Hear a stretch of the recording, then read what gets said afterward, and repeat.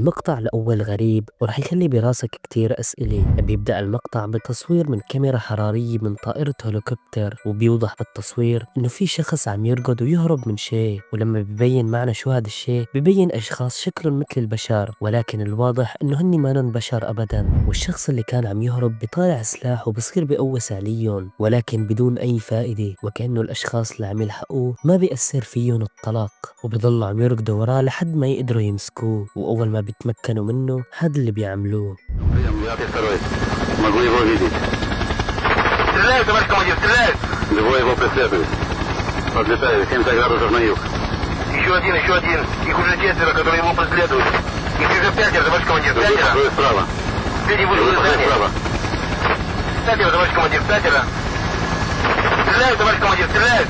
Мы его поймали! Их уже 5, товарищ командир, вышел из здания. Стреляют, товарищ командир, стреляют! Это трудно поймали! Он его преследует. Оставайся на нем.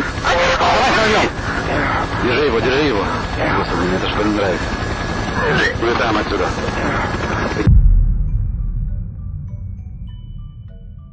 الموضوع مخيف، وحرفيا رح تصير تسأل حالك شو دول المخلوقات اللي كانوا عم يلحقوه، وشو هي القوة اللي عندهم اللي قدروا انهم يقطعوا هذا الشخص بهي الطريقة بسهولة بدون اي أداة. الموضوع مخيف عن جد، ورح يخلينا نتساءل انه شو هدول الكائنات اللي كانوا عم يلحقوه، وهو ليش اصلا بالارض، والاشخاص اللي كانوا بالطيارة اللي واضح من حكيهم انهم عساكر روسيين ليش ما حاولوا انهم يساعدوه. اكتبوا لي رأيكم بالتعليقات.